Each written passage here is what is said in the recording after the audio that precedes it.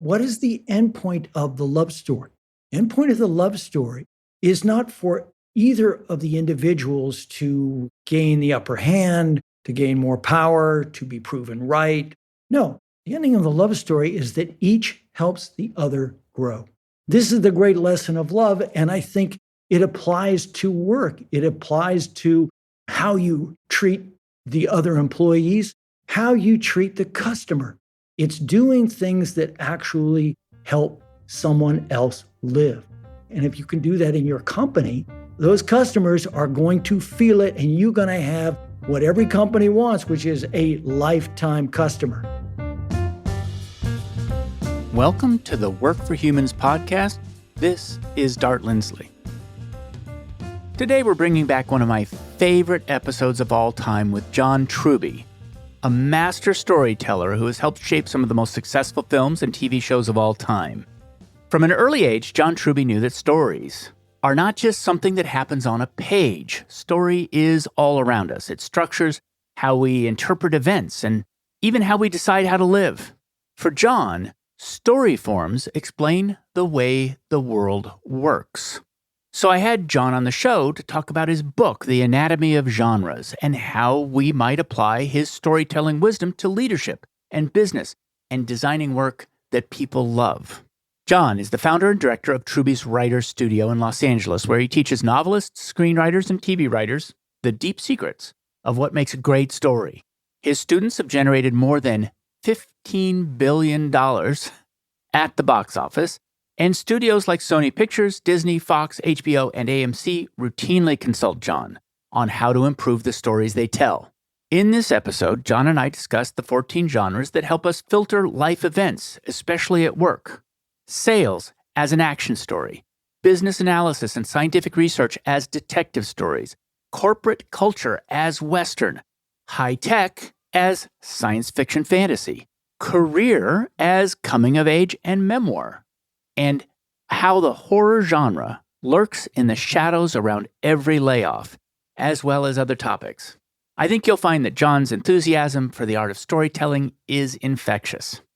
All right, if you enjoy this episode, subscribe to Work for Humans wherever you listen to podcasts. Your support moves this podcast forward, and I do appreciate it. And now, I bring you John Truby. John Truby, welcome to Work for Humans. Thank you for having me. It's a great pleasure to be here. I spent the last week deeply immersed in your book genres, and I'm gonna read the whole title because the whole title is super important to us, which is The Anatomy of Genres: How Story Forms Explain the Way the World Works. And I'd like to start with just the question of, when did you first start seeing patterns in story structure and realize that there was something to illuminate there and to explore? Well, Dart, that's a great question. And it takes me back a long time because I was fairly young there.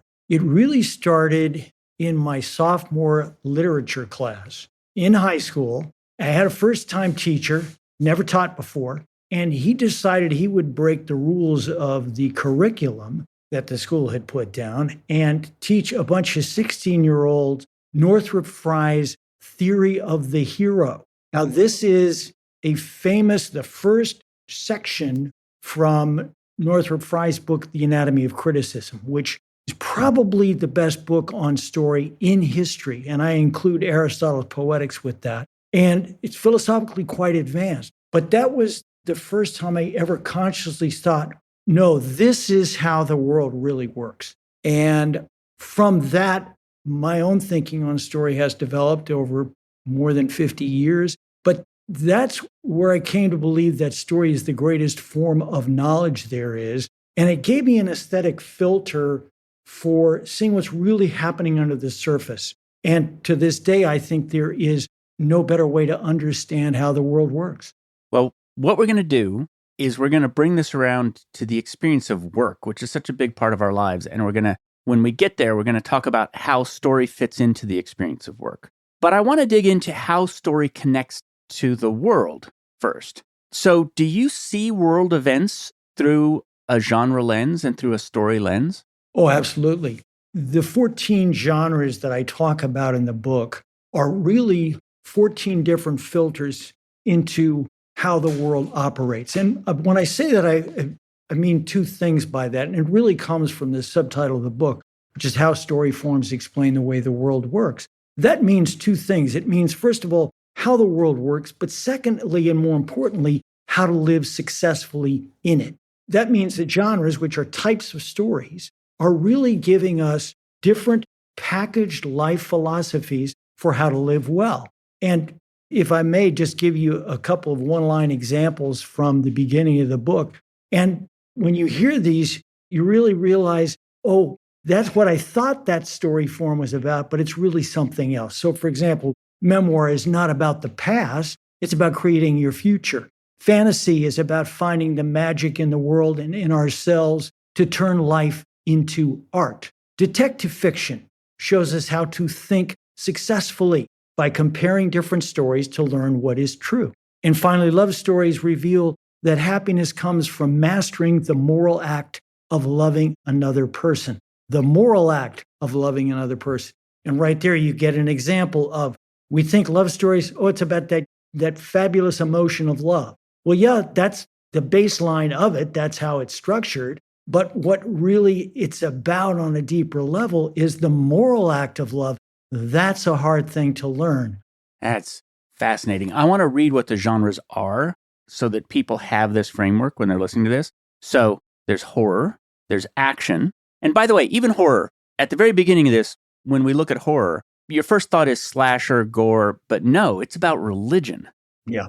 It's about how we face life and death. And so it's horror, action, myth, the life process, memoir, and coming of age story, which go together, which makes sense based upon what you said, that memoir is about the future, science fiction, crime, comedy, western, gangster, fantasy, detective story and thriller, and love story. And for you, these are progressive. They are progressively, they become more complex, more advanced. And ultimately, the love story is one of the most advanced and sophisticated forms. I'm so glad that you picked up on that, Dart, because probably the most revelatory thing for me in writing the book was that they're progressive, that they're not just, these are the different genres that we see in stories all over the world. No, depending upon how you look at their philosophy of life, the theme that they're expressing, you get a progressively higher level of action. And that doesn't mean that the, quote, lower genres are worse. It's just they're more basic. So, for example, horror is really about how do you face death. And the main way that human beings in history have dealt with that is through religion. Right above horror is action, because that's about the baseline of, in terms within the human realm, it's you either take action or you die. Then you move all the way up to the, what I consider to be the highest forms are fantasy, detective, and love. And to me, the idea is to learn the philosophy of each one and not necessarily choose one above the others, but learn and benefit from all of them, because it is the kaleidoscope of all of them that gives us the richest life we can possibly have. And so there's kind of two aspects to this, which is there's our experience of the story we're in, which is that first person experience of a story we are living. And then there's this other part, which is the stories people tell to reframe the life that we're living. I wonder if you see this, for instance, I know that one of the things you mentioned is that your father was a West Point graduate. And so when you look at something like the war in Ukraine and you watch Zelensky, who's an artist, frame that story, do you see that as storytelling, and how's it working? I love that example because I do see Zelensky as a storyteller, a master storyteller. He's one of the best I've ever seen in terms of telling his story and the story of his nation in this, what I talk about in the book, is an action epic. He is living and telling an action epic, which is almost always some form of war story that determines the fate of a nation. But if you look at everything about this guy, his clothes, his manner, his direct talk, his confidence, he is what I see as a modern day warrior Winston Churchill. And I think the whole world, other than the Russians themselves, are pulling for this guy to succeed. And I think he will. It's one of the most amazing stories I've ever lived through. And when we watch a story on the screen or in the world, what's our relationship to it? What I'm getting at is, do we become a character in the story as we watch it? Do we find somebody to anchor to? And do we get to choose which character it is? What is that relationship? Well, you put your finger on the first and most important strategy of the storyteller, which is to create a main character who the audience can identify with and essentially become one with. And then what we do is we create an emotional hook for that character to hook the audience. And I use the metaphor of we get on the train together and then we go down the tracks. And at the end of those tracks is the hero's goal. So we want to get everybody invested in wanting to get what the hero wants to get. And then we watch as the hero goes up against various opponents. We're trying to stop him from getting that. And so what we get strategically for the storyteller is we get two tracks that we're really following in a story. The surface track is the desire line. It's what the hero wants. And we want to set that up at the beginning so that the audience wants it as well. But there's also a subterranean track, which the audience is not aware of, but is really much more important. That has to do with the interior flaw of the character. That's the real problem that we're solving for. In the act of going after the goal and running up against various opponents, he is going to be forced to deal with that internal flaw and either fix it or die. And so at the end, that's where the subterranean track connects up with the surface track, because we get a final step for the character, which I talk about in the book as the self-revelation. This is the moment when the character learns, aha, that's what I've been doing wrong all this time. That's the real thing I've got to deal with. And usually in the best stories, it is a moral flaw. It is something I've been hurting other people in certain ways. I wasn't aware of it, or I was aware of it, but I was willing to do it anyway. And I realize now that that's wrong and I've got to change. So that's the moment of change that we're really going for.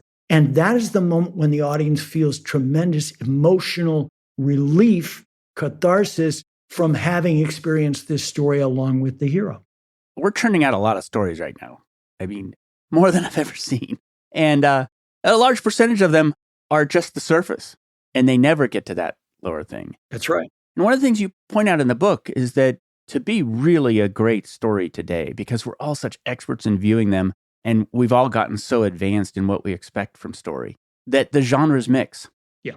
This is one of the 2 or 3 most important strategies for writers today, because, as you just pointed out, the audience is so familiar with stories. They see so many of them that if you just give them a single genre, I've seen it. It's very hard to do something new in a single genre that the audience is not going to be bored with. And so because one of the biggest trends, most important developments in the last 20 years in worldwide story, worldwide in every medium, is this density of plot. In other words, we're trying to give the audience more plot for the same period of time.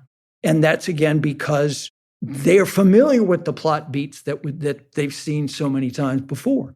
So what is the best way to do it? You mix 2 or 3 genres, because each genre has 15 to 20 plot beats that are always there. And that's one of the ways we define the form, is a sequence of specific plot beats that you know are going to happen. You don't know exactly how they're going to happen, but you know they're going to be there. So when you mix genres, what you do is you double or triple the number of plot beats in the same unit of time. And all of a sudden, the audience goes, wow, this thing is really rolling along and I love it and I don't know what's going to happen. And interestingly enough, what changed the entire storytelling world and moved us into this area of mixed genres was the original Star Wars, because that was the first time that you put together, that a writer, in that case also the director, put together a number of genres into the same story. And from then on, it was a multi-genre world in every medium. On Work for Humans, we've been exploring the principles of multi-sided management, which is the belief that work is a product that every company designs, builds, and delivers to employees. Along the way, people started asking how they could put these ideas into practice. So I founded the work design firm 11fold to help your company create the kind of work that makes teams feel alive and engaged instead of dead and dull. So you can reduce turnover and build commitment. We're doing something revolutionary here. Learn more at 11fold.com. That's 11fold.com.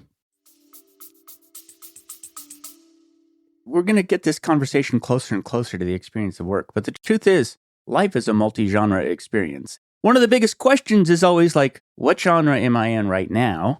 And what character am I playing in this genre? I know, for instance, I left a job and a career because I was going to be the sidekick. And that's not the character I wanted to play.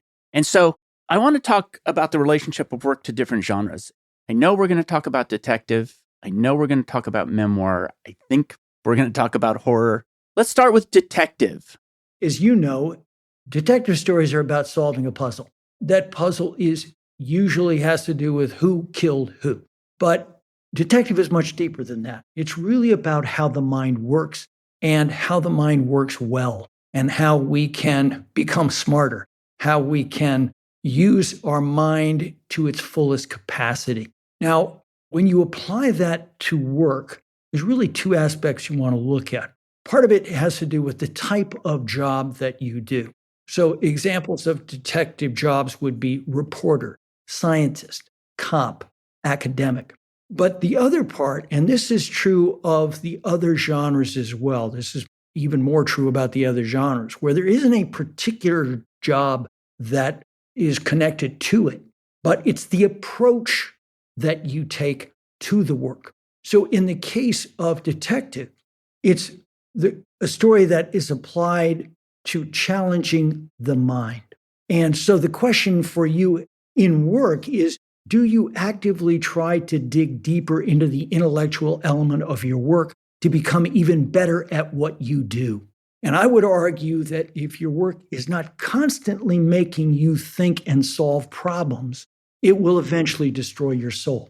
It is that crucial to take that approach, that detective approach to the work that you're doing. Because the mind, of course, what sets us apart from the animals. So if your work is not challenging your mind in a way that is uniquely you, the things that you care about mentally, I think the toll is devastating. And I think we so often, all of us can fall into this trap of letting the job become rote repetition. The reason it's called work is because it's hard. There's certain things that have to be done. They're not creative. They're not challenging of the mind at all. And so it's very easy when you do it day after day after day to fall into that trap of just, well, this is how I do it. And so I'm going to do it today. But I think when you do that, you're essentially reducing yourself to a robot. That's interesting. I talked to a lot of management philosophy experts. And one of the things that they argue for is that work should not be broken up into rote steps. And for purposes of achieving scale, that people should be more involved in the full life cycle of production and involved in problem solving within the full life cycle of production, as opposed to being, compartmentalized. And I will tell you, as we go through this, they also argue the more advanced you get amongst these thinkers, that love is an important part of work. And so we'll get to that. But you're right. And I had the odd experience. I was actually an investigator. I was a criminal defense investigator for 5 years. So my work was detective work. And then I became an analyst, and my job was detective work.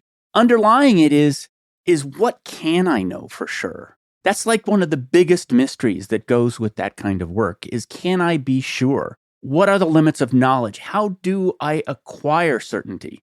There's a real narrative tension there. And I can tell you from having done this that I used to read in the newspaper opinion articles about my clients when I was an investigator, and everybody would say they were guilty or innocent or something like that. Everybody had an opinion. I didn't know. Right. And I was the investigator. And so there's deep, deep mystery that goes there, and it's super rich and it's endless. In every chapter, I talk about how do you not only tell the story, how do you transcend the story? In other words, how do you tell the story in a way that's so unique that nobody writing a detective story has ever done it like that before? Because that's how you reach greatness. as a storyteller in a particular genre. But that is also applied to your work. And it gets to the central question you just pointed out, which is the highest level of detective story is about how the mind works and the nature of truth. How do we know what we know? How are we sure about that? And one of the problems that we get into, especially in our time, where technology is so advanced, here's the problem that it gives us relative to truth. Modern technology magnifies exponentially our ability to divide image from object and dividing our image of ourselves from ourselves. And that makes determining the truth much more difficult. And I believe that it is central for us in our work and in our life that we constantly fight to know what is true and look for a method to help us get to the truth. We never get to, quote, the truth ever, but there is a certain method that we can work through that can get us a lot closer than if we just go along with what we hear constantly from whatever source of authority we hear it from. And what I point out in the book is the great danger in terms of the detective form, the great danger for the mind is that it becomes ideological. In other words, the way that we think hardens into a fixed cement, and then we are unable to see the truth because we can't even see facts when that happens. And then our ability to know the truth goes out the window.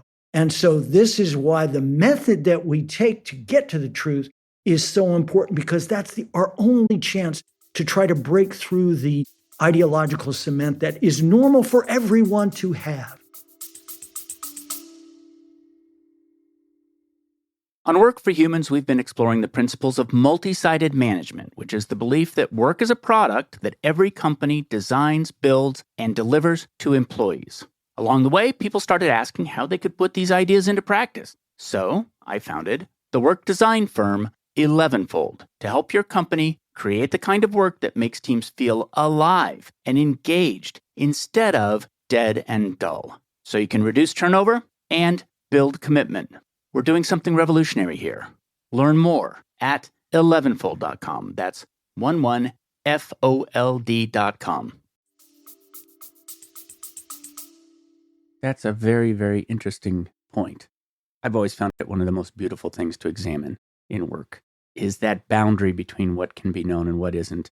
But also, the most delightful moments in work are those moments when something that you thought was a fixed assumption that couldn't be changed is undermined and you find yourself at a lower level. Like you break through something that was an assumption and you find out it's just not true anymore. Yeah. And that, I think, should be embraced.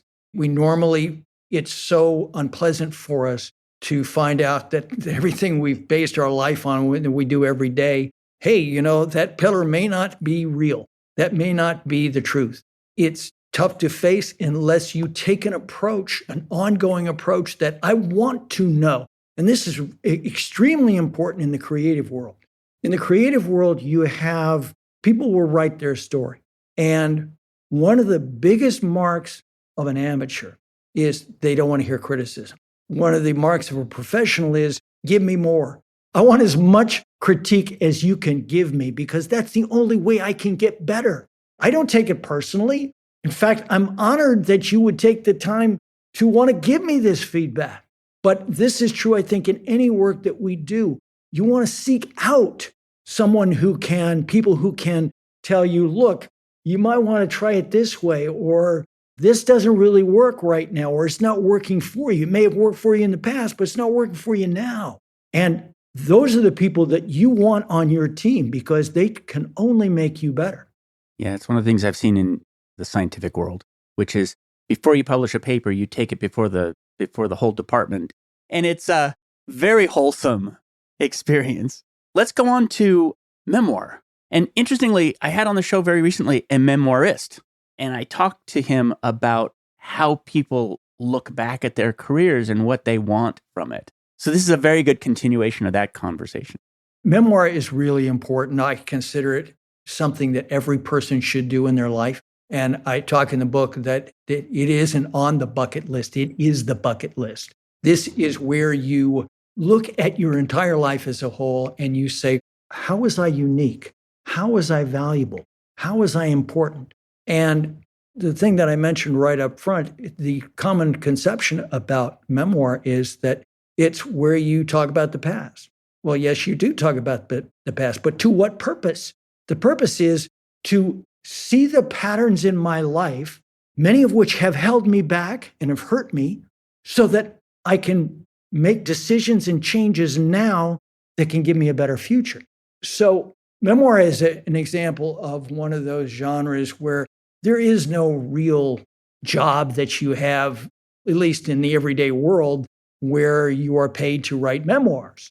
It's really the approach that you take to your job. And even in a creative profession like writing, you probably aren't doing the job in order to have a good legacy. No, you're doing it to create.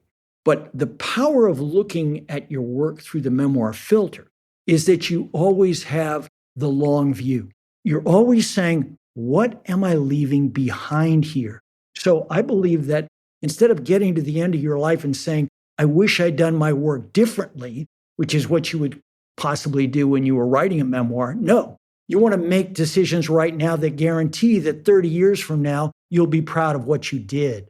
And this is very difficult for people to do in the present tense of their life, especially when they're right in the midst of a very intense job. Maybe you've got a lot of deadlines. You're very tactically involved. Memoir is strategy. Memoir is backing out, saying, hold on, let's stop for a second. Let's look at the big picture. Am I doing the right job? It's that classic business distinction between efficient and effective. It's not about being efficient. It's about being effective. It's not about doing the job right. It's about doing the right job. And that's what the memoir mentality gives you. It gives you an idea of what is the value of the work that I'm doing right now in the way that I'm doing it. And I want to do it to the best that I can so that 30 years from now, I can say, I did great work. I'm going to go back and do this about Detective 2. What's a film that you consider is one of the highest examples of the memoir coming of age story? In my opinion, the greatest coming of age film ever made is the Italian film Cinema Paradiso. Now, some of your listeners may not be that familiar with the film. I think it came out in the late 80s. It starts off, as many memoirs do, with the person, he's a well-known movie director. He gets news that his old childhood mentor has died. And this causes him to think back on his life, and his life, especially as a boy, when he knew this guy who was a projectionist in the local theater called Cinema Paradiso. And the brilliance of this film is that it connects the boy's growth with the growth of this particular movie house, with the growth and essentially decline of the town. And what you see is when he looks at the big picture, he sees how the loss of that community that he had with his mentor, with his friend, and the loss of community that the town had when they went to the movies every Saturday night. This was the greatest time of his life.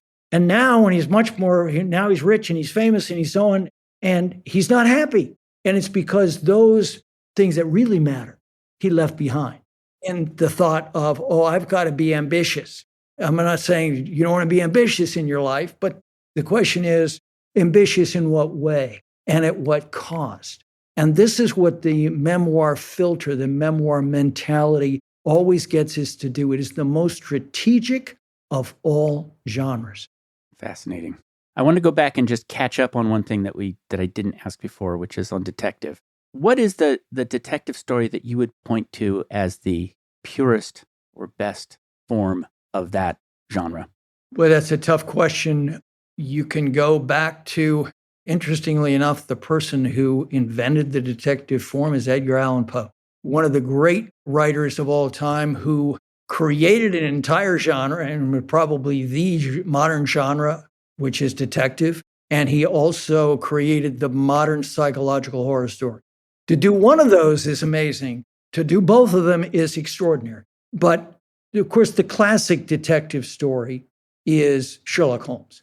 And even though he is basically playing out many of the beats that Edgar Allan Poe laid out in the first detective story. But Sherlock Holmes is a perfect example of it's really about how the mind works. Because what Sherlock Holmes is great at is observing. He looks at the facts. He looks at the evidence. He looks at the detail. And from there, he induces a larger theory of what actually happened. And what most people don't realize is the detective story is really a competition of stories. One is provided by the detective. The other is provided by the killer. Each is putting out a different theory of who actually committed the crime. And each is based on the physical evidence that is there. So therefore, it turns on how that physical evidence is interpreted. But it all starts with the detail, and it all starts with observing that. And the beauty of Sherlock Holmes' mind is he's not ideological. He doesn't start with the ideology, the theory, and go to the specific evidence. He starts with the evidence and goes to the theory. And that's the great lesson of detective. Now I want to talk about the Western. And, the Western is misunderstood, I think. So there's a couple of different things. We haven't talked about action, but in the action genre, one of the things you pointed out is that good living is doing. That's what it's about. Well, the Western is kind of this case, it seems to me. Well, and doesn't just seem to me, it's something you said. It's about civilization. And it's about how civilization is won from chaos. And right at that edge, there's often a person of action who may not fit in the civilization at the end of the day. And that's one of the big mysteries. One of the big questions is whether or not this character who is necessary to create civilization, is going to actually fit inside. Inside every company, there's that fight. A company is a frontier. It's building its own culture. It's building its own civilization inside. And there's the fight between chaos, which is innovative and edgy and all about doing. And then there's this other side, which is about control and about standards and so to me, I see a Western inside every company. And the salespeople, by the way, they're action figures. Yeah. It's all about doing. And then the operations people are about, can we just put this in order a little bit? So let's talk about Western. What do I have I characterized that correctly? You have. And by the way, there is a strong connection between Western and action. I talk in the book that there are not just individual genres, there are families of genres. And one of the families of genres is myth, Western, and action. And they all have at their heart an action hero. Now, the difference with the Western is America's creation myth. And it tracks this, and it always set on the border, on the frontier. It always tracks this move from wilderness to civilization. And what that means is that the Western is about the rise of the American dream. It's about building American civilization. And it's about that can-do spirit.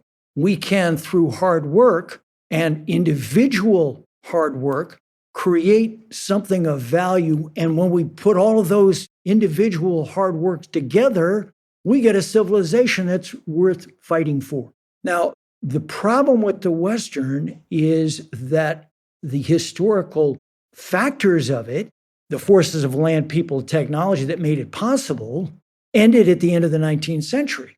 So the Western, in its most popular time, in the early and middle 20th century, was really about a dream that no longer existed in the sense of actually taking place. The 20th century was about the corporation. The 20th century was about the civilization's been built, and now we're going to build massive interconnections among all of these people within a larger framework. But the Western is still incredibly valuable because when we think of it as an ethic, not as an actual history of the United States, because historically it's not accurate at all. But I see when we're thinking about a company as a Western, we're talking about most especially when it's first created. and it's in the process of first starting to build its empire. Then you have all of the optimism that you have when you're building the American dream. When you start to get into problems in terms of that optimism with everybody within the company is when they start to lose the sense of we're in this new project together and everything starts to become status quo and it starts to become operational. And we lose that sense of, hey, innovation. We could do it this way. We could try this. We could go off and do that. That's really exciting. And that gets people who are part of that larger organization to feel that they're invested. And I believe it's important in a company that you never lose sight of that individual optimism and creed of, I am important as an individual for making this larger civilization, which we call our company, making that happen. And it's tough to do once the company gets established. It's tough to keep that going and you have to regenerate it. And I think it's important for the leaders of the company to consciously try to keep regenerating that idea, to keep it on the rise as opposed to the sense that, hey, we've kind of made it, so we're just kind of doing it by rote from now on. I think it's an incredibly powerful point. It's a good example of how the stories that we tell to ourselves inside companies can have an effect on the story we're in. And it's also a very good example of an overlapping genre, which is that there's me and my coming of age story inside a company. And then the context of that might be that I'm in a Western where we are blazing trails into, because it actually crosses over into another genre, which is, I think, science fiction, especially in high tech, which is that we're about how technology is going to create a future for all of us. Right. So that's like now we've got three genres together, working together. We've got the personal coming of age and memoir. We've got the Western inside the company. We've got science fiction outside. What is like the quintessential Western? Quintessential Western is Shane. It boils down all these fundamental pillars of the Western into these key characters.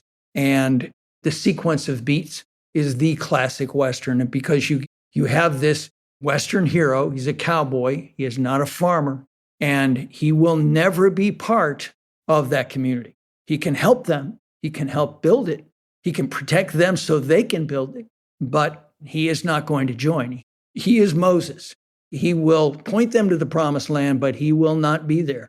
So you have two heroes here, and Western is unique in this. You have the main hero who will help with civilization, but he will not actually enjoy it. But then you have the second hero who is the farmer, and he, with his family and the other farmers, they're trying to build their own plot of land, their own little kingdom. They are the entrepreneurs. They are the people who collectively are going to make up this American can-do spirit of the American dream.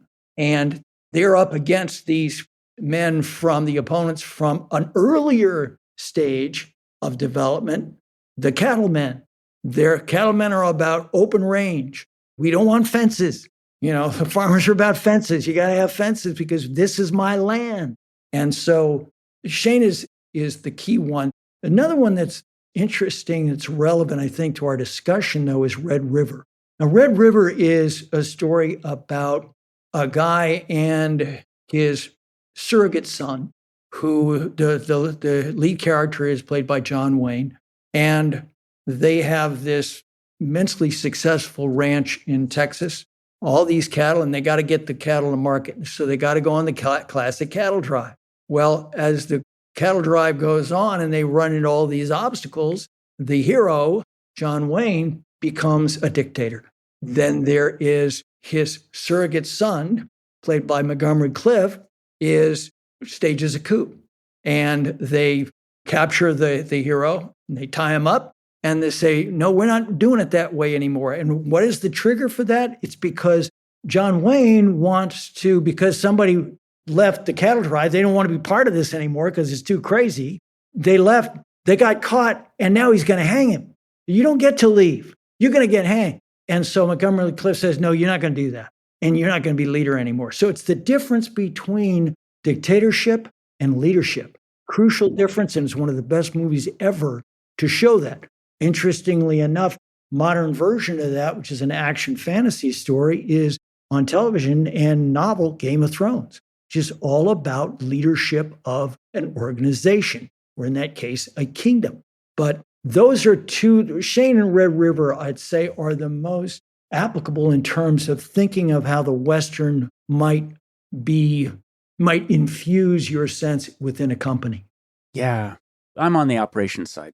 And so a lot of what I've done in my career is try to get things to be just a little bit less of a mess. But I've always been really clear that you can't put up barbed wire everywhere. If you do that and nobody can move, you kill the company. And actually, what's funny is that if the company starts to have too much barbed wire, I take the other role to try to balance it the other direction. Yeah. But it's hard to get that balance right. And the bigger the company gets, the less connected you are to its story. You get more and more localized in your story. I want to talk about layoffs. Here's my hypothesis. I think layoffs are beautifully structured horror stories. And the way they work is the village elders somewhere in the past have committed a sin, and it's released a monster that is now stalking the halls or stalking the streets of your village. It's kind of invisible, but then your friends start disappearing. And there's this idea, it's about survival at that point. It's not literal survival, it's certainly metaphorical survival. Yeah. And it's incredibly scary. And this is like one of those examples, like some of these narratives that you talk about, like the detective narrative, it's great to live inside them. You want to. Sure. The horror narrative's not a great one to live inside. And I almost feel like that it's a narrative that needs to be actively disrupted so that we don't tell the perfect horror story during a layoff. But what is at the core of a horror story? And I guess in this case, how do we make it less good? How do we transform it into a different genre? You really caught between a rock and a hard place there. And I think you may be, as much as human beings, we want to try to soften that as best we can. The inherent, once you're in that horror story, it's a horror story, and a horror story is a horror story. You can whitewash it, you can change the genres all you want, or try to think of your company back in some of these other genres all you want. But bottom line, if that's the world you're in, it's not going to matter. Because as you say, you're dealing with survival at the basic level, and you have laid out right there a slasher film. That is exactly the structure of a slasher film. So for the employee found in that situation, you may not be dead yet, but you are the walking dead. Let's be very clear about that. You are the walking dead. So now the company, and there are great companies, and they can try to make it a little less Darwinian by cushioning the death with better severance or various things that can soften the blow to some degree. But they're limited as well, because it goes against why they're cutting these employees in the first place, which is ultimately it's about the money. It's not there. And so the first realization that, and this is where I think we see the company in its worst light, which is that the first realization that the employee has in that situation is that they are dead man walking, and that therefore they have to rethink their entire approach to being an employee in that company at all. Because bottom line, as employee, even when you're working for a great company, you are always at the mercy of the owner, who can kill you at any time. And no matter what other things we can do to try to soften that, that's the bottom line. That's the unpleasant truth that we don't want to face. But the quicker you do face it, ultimately, the better off you will be. Yeah, and one of the things that happens in that situation is that people who might have been in a detective story now have to participate full-time in a horror story. In other words, it's very hard to be both the detective and the Walking Dead. Yeah, very hard. Right? It's hard to be in a romance in any way and also be stalked by that. It's a very weird invisible monster too. I think that we could learn something about this genre from looking at how it works, which is the closer it gets to you, the quieter things get. Yep. Because nobody's going to tell you that it's right next, right? It's like, it's very creepy. Yeah. But you make a great point, which is that once you're into that horror world, none of those other genres are going to matter. And that's why genre is the first genre. It is about life and death. And so when you're in that game, none of these higher things are possible. You're just trying to live. I'm at the absolute subsistence here. I can't be doing things like, hey, let's do some innovations here and so on and so forth. I'm just trying to get out alive. So you know a little bit about this, but I've been asking people for a long time what job they hire their job to do for them, because I'm trying to understand what people want from work. And one that I recently came across is I hire my job to forget. And what it was is, this was actually, I watched my father do this, which is that my mother died and he dove into work. Yeah. In the very long run, we're all in a horror story. It's a fundamental thing. We're not going to escape that one. No, but there is still at least this one case where you can dive into these other genres as a way of forgetting. And actually, I'll add to that legacy, which is that there's this part about memoir, which is that if I can escape this horror story, if I can leave something that goes on, that lives beyond. Yeah. I think no matter what the circumstance, if you can say to yourself, and this is again where memoir is so valuable, if you can say to yourself, I did something valuable here. I made a difference in some way. Whether I'm going to last longer than what I did, maybe not.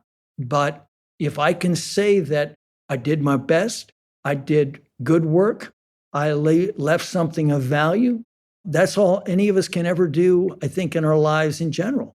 So I think it's always important to maintain that, even in the worst situation, to maintain the sense that I did what I could do. And if you can say that, you're going to be right with yourself. As they say in a classic Western, I want to go into my house justified. When I die, I want to be able to say, I did it right. Right. I want to talk about romance, because now we're talking about doing it right. And we start to get into this piece.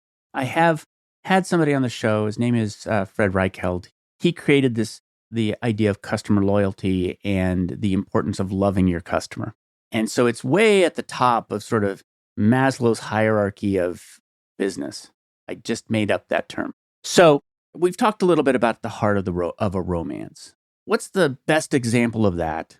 And how does it exemplify the form? First of all, you're doing what is important to do in romance, which is to understand that the form is not just a romance between two people in the traditional sense. You can have a love story between a person and anything or anyone else. It's what you love and the obstacles that you run into in terms of bringing that love to fruition. But what is the endpoint of the love story? Endpoint of the love story is not for either of the individuals to gain the upper hand, to gain more power, to be proven right, so on and so forth. These are all things that they struggle for through the middle of the love story. No, the ending of the love story is that each helps the other grow. Those stories are about blossoming. You used to always start off with two people who are shut down, usually about love. They cannot love for some reason. And in getting together with that other person and learning the best from that other person, each becomes better. And part of that is that they realize that we're better together than we could ever be individually alone. And the reason I have it as the highest of all genres is because it has to do with your relationship to others, relationship to things. Love stories are really about learning the moral act of love. And what that means is, how can I do things that can help that other person have the best life they can have? And when I do that, ironically, paradoxically, I have a better life too. This goes all the way back to Aristotle's view of happiness, which is, it's not just pleasure. It's not just getting the things that you want. It's about having a higher purpose, showing love to others beside yourself, and a feedback loop comes back to you. Gives you a far better life and a happier life than you could possibly have just by single-mindedly going after what you want. This is the great lesson of love, and I think it applies to work. It applies to how you do your job, how you treat the other employees, how you treat the boss, how you treat the customer. And if you come at it from love, and we're not talking here about touchy-feely type of stuff, we're talking about caring. I talk in the book about the difference between the feeling of love and the act of love. The act of love is caring. It's doing things that actually help someone else live. And if you can do that in your work, and if you can do that in your company, believe me, those customers are going to feel it, and you're going to have what every company wants, which is a lifetime customer. I want to talk about what I think is the best love story ever written. Absolutely the best. I'm hoping you've read it. Patrick O'Brian's Boat Books. He wrote 20 books, which are historical fiction. It's 20 books. It's the whole life of the captain of a ship in the British Navy and the whole life of a doctor in the surgeon on the boat. And what's interesting about it as a love story is it takes their whole lives. In other words, it's not just that winning the bride, winning the spouse, winning the romantic, thing. It's not that just the beginning of the love story. It's the whole thing. And it is so hard and so beautiful. What a beautiful writer. I have not read it. I'd love to, it sounds like. Unbelievable story. Historical fiction is set in what time? Napoleonic Wars. Right. And so the New York Times actually said, this is the quote from their review, the best historical fiction ever written. And the name of the author again is? Patrick O'Brian. Right. There's 20 books. Master and Commander. Master and Commander was the movie, but it was parted out from different books in the whole series. Growing up, I did read some of the Hornblower stories, which I loved. And it struck me just from distant memory that there were certain similarities there with the Master and Commander. He picked up from there, as a matter of fact. Patrick O'Brian picked up from the Hornblower series. I mean, in other words, I think deliberately said, the Hornblower series is done, and now I need to move forward with this. Well, I guess I should ask, is there a genre we've left out you think is relevant? These are the ones that, when I read them, I saw the relevance. I think in terms of the direct application to work, certainly the action form, you've got to talk about that because, and especially you talk about the sales part of the company, that's so relevant in terms of focusing on what's really at stake there. How is it really working?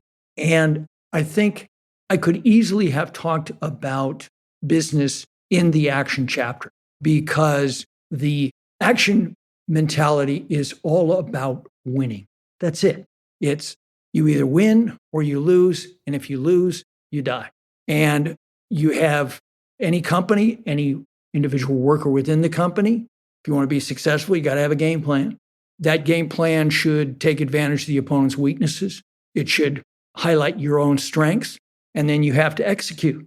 And especially in the area of sales, one of the reasons I love the whole aspect of sales is that salespeople can't rationalize. They either made the sale or they didn't. They won or they lost. And I always like to say there is no mercy in sales. It's a similar thing you say in sports. There is no mercy in sports. I'm going to beat you or you're going to beat me, but we're not going to show mercy. And so the great example of this in terms of a film and originally a play is David Mamet's Glengarry Glen Ross, which I'm sure you know and have heard all of the famous lines. But you recall right at the beginning, sets up the whole story with this guy comes down from corporate and he says, we're having a contest. First prize is a new Cadillac Eldorado. Second prize is a set of steak knives. Third prize, you're fired. And these are all sales guys for real estate.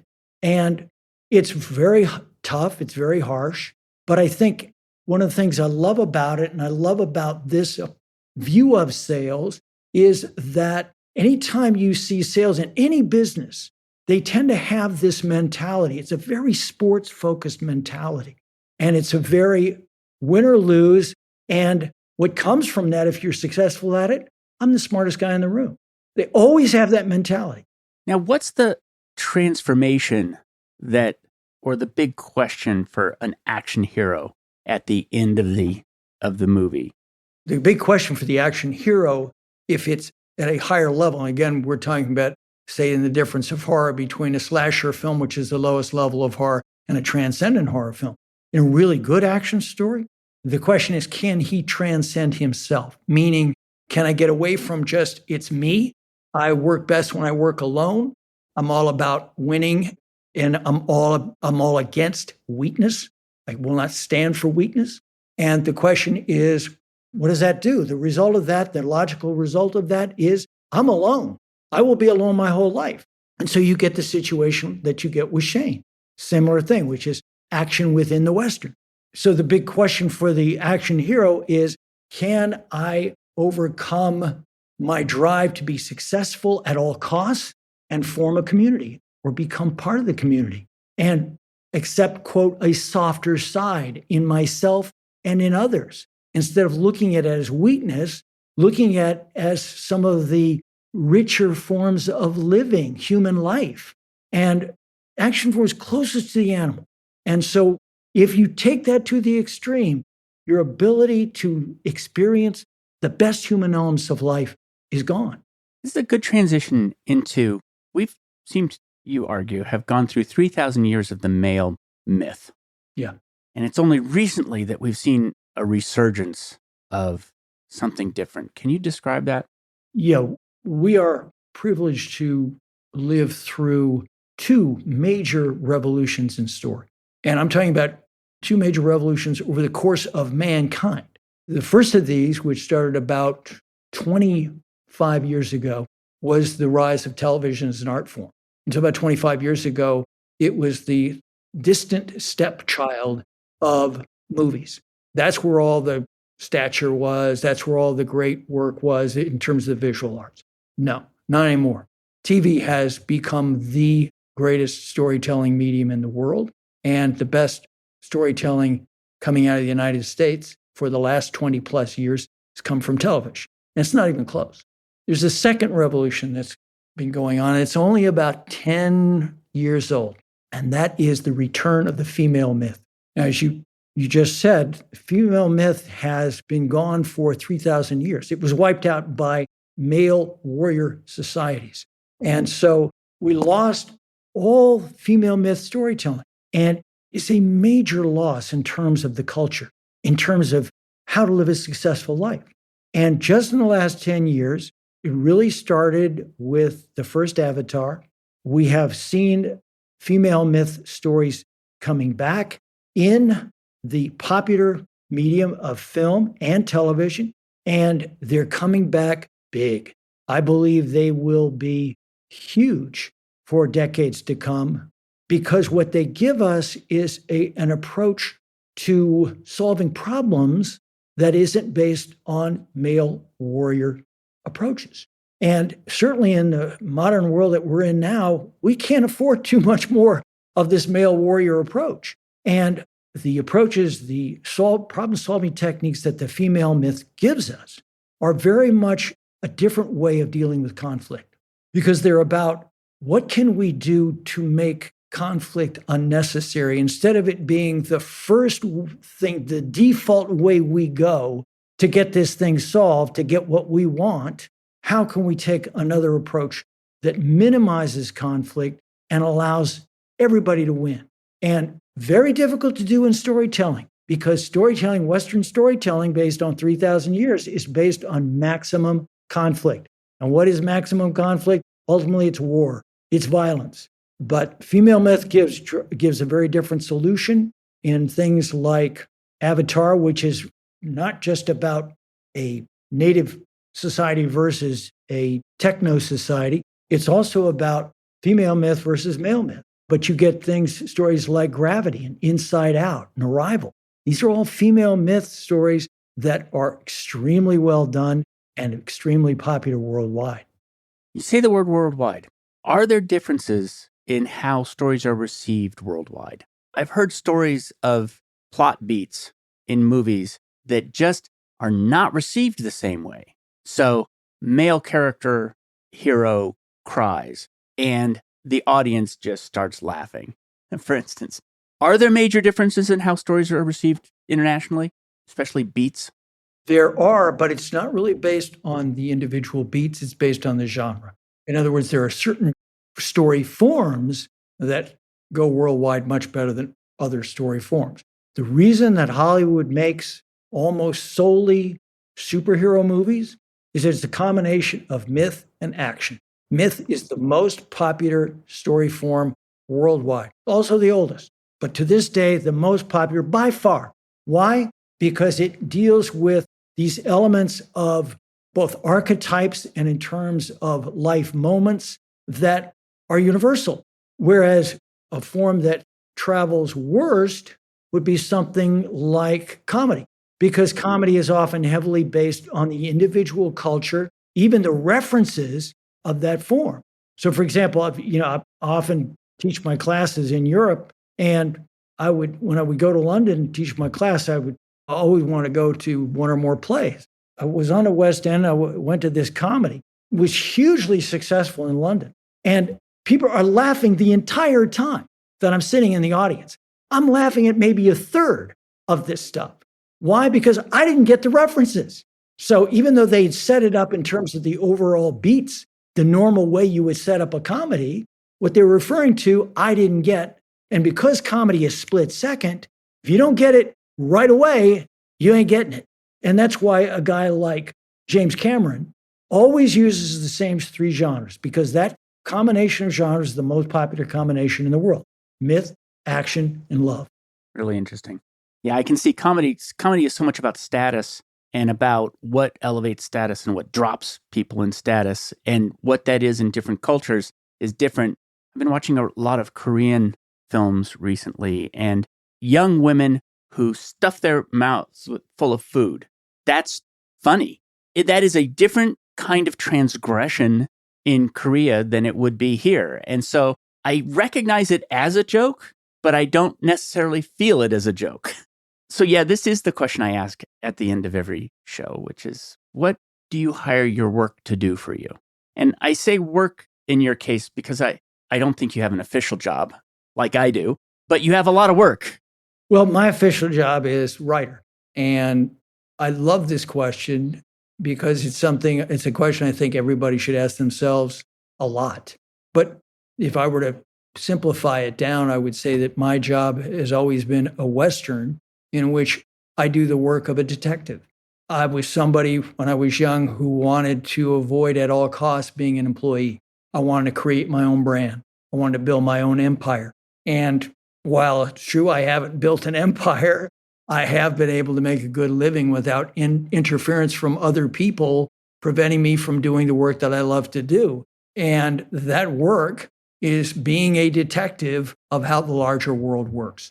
And my primary tool for doing that has been story, because story explains how the world works better than any other tool we have. So it's a job that I've had to carve out. It did not exist before I created it, but through basically doing it for a hell of a long time, I've been able to make it work.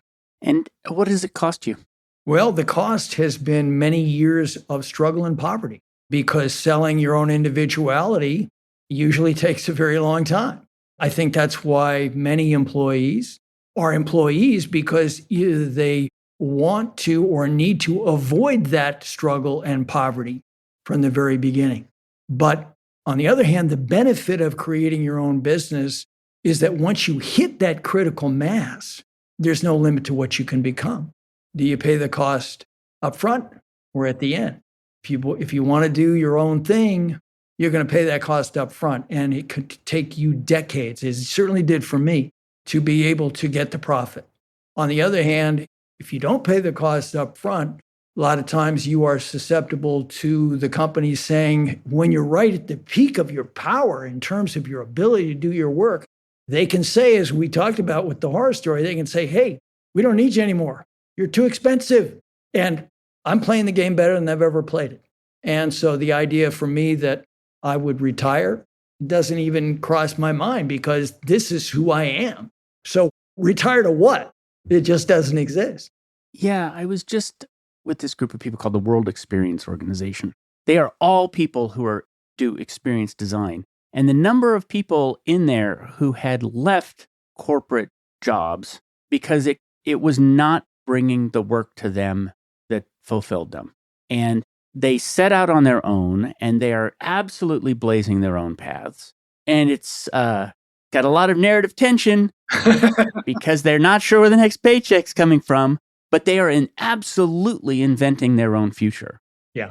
I'm always impressed, as somebody who did follow the other path, of people who are willing to go set out and live by their wits, absolute wits, and create their own thing. It is an impressive thing to do. I was clueless for a long time, and because you have nothing to go on. You have, by very definition, you're creating your own path. And I just, especially in the world of story, the entertainment business at large, you're on your own. And so it is a very tough nut to crack. I always tell writers, your biggest challenge is psychological. Yeah, you got to learn the craft, but the toughest part about it is, can I hang in there long enough and deal with the defeat long enough, the pain and the poverty long enough? Because I have found that typically the people who are successful are the last people standing. It's a kind of a downer idea, but surprisingly true. Thank you so much for coming on the show today. Where can people learn more about your work? If they're interested in the book, just go to anatomyofgenres.com. That's one word, anatomyofgenres.com. If they're interested in courses or story software in terms of being a storyteller, a writer, and so on, just go to my main website, which is truby.com. Which is Truby for anybody who is wondering. This was an absolute blast. Really enjoyed it.